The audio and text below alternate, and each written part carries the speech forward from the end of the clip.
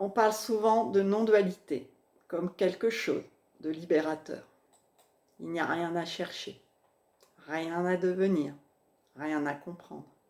Et c'est vrai, d'un certain point de vue.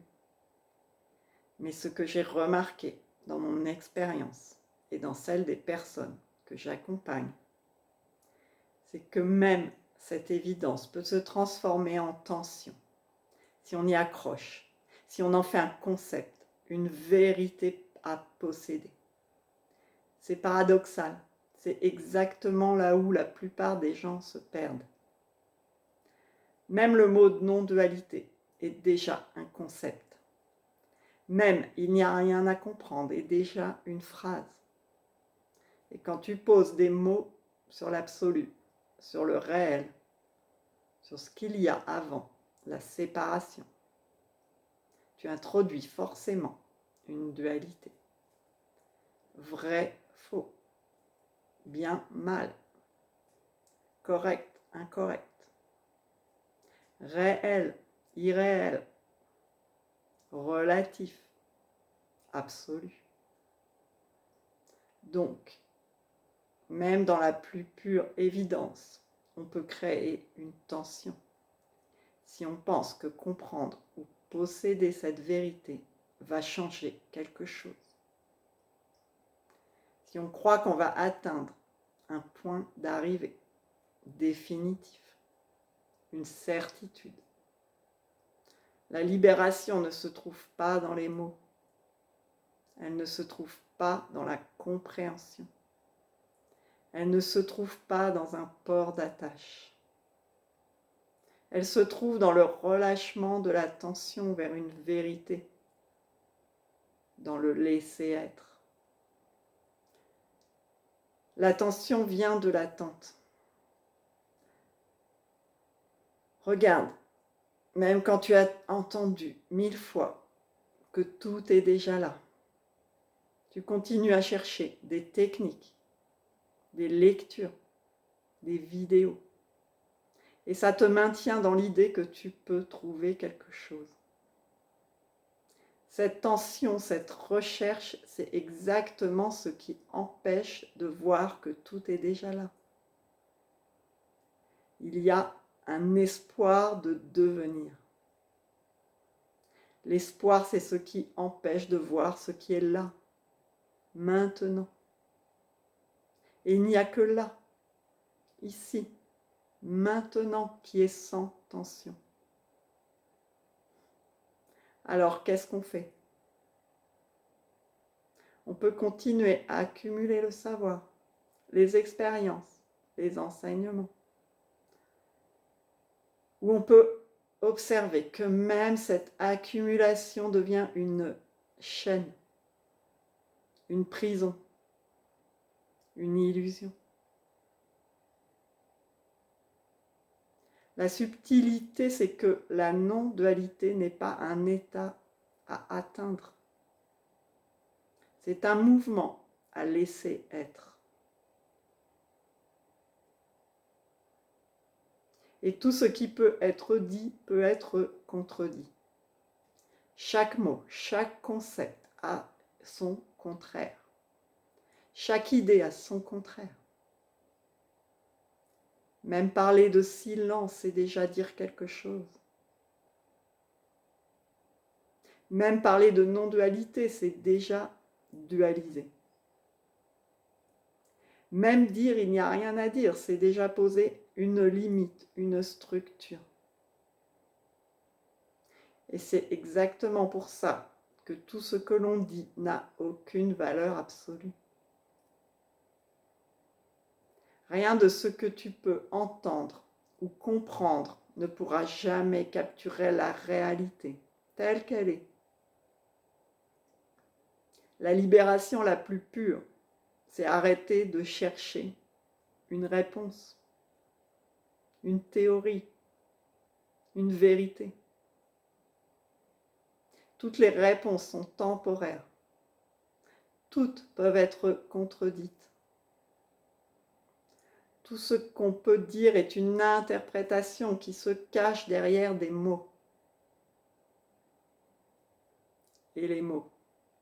C'est quoi? Tes pensées sont faites de mots.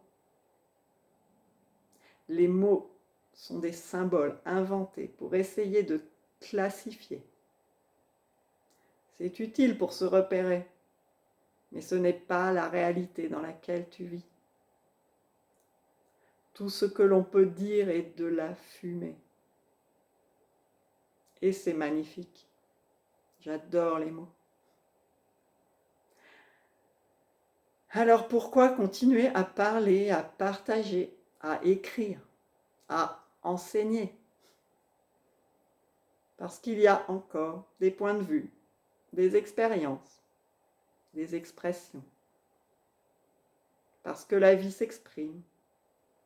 Et c'est beau. Mais la valeur de ce que l'on dit n'est jamais fixe.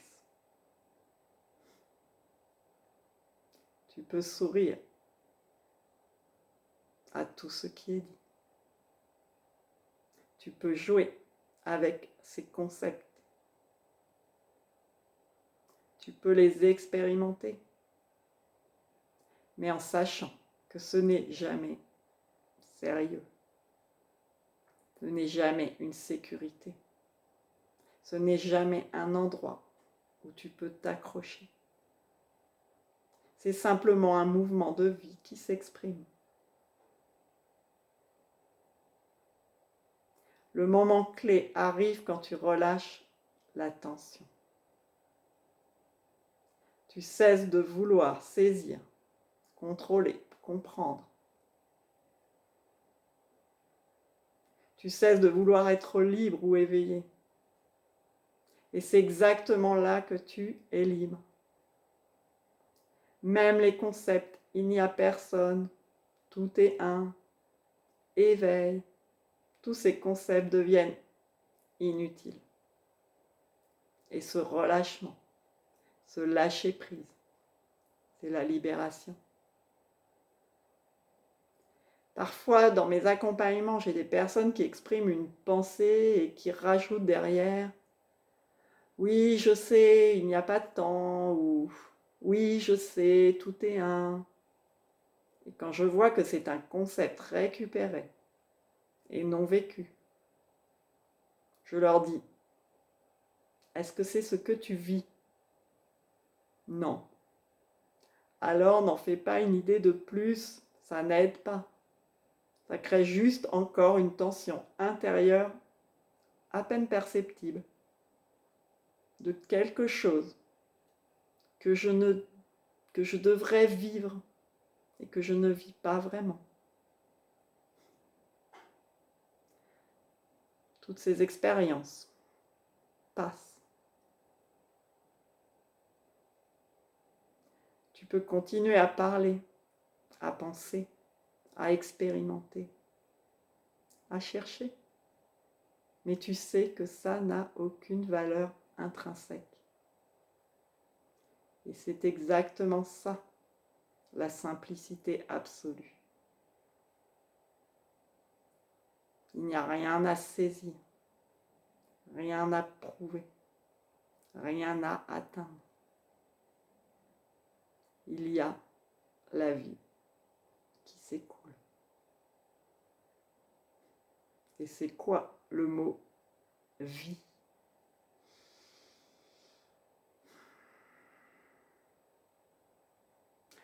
Alors, si tu es encore en train de chercher une réponse, je t'invite à faire quelque chose de radical. Arrête de vouloir comprendre ou de posséder la vérité. Laisse-toi porter par ce qui est, simplement. Relâche la recherche et la non-recherche. Et même si tout ce que tu as entendu ou lu est faux, et même si tout ce que je viens de dire est faux en quelque sorte, observe, reste là. Et tu verras que la libération n'a jamais été ailleurs que là, dans ce relâchement,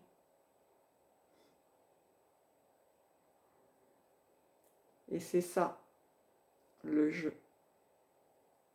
Il n'y a rien à saisir.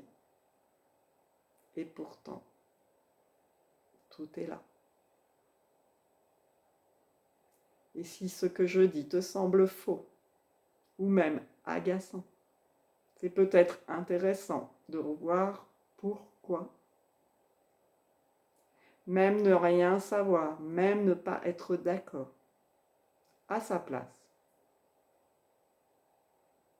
Les mots sont peut-être faux, les résonances, elles, sont bien réelles. Même quand ça frictionne, c'est le vivant à l'œuvre.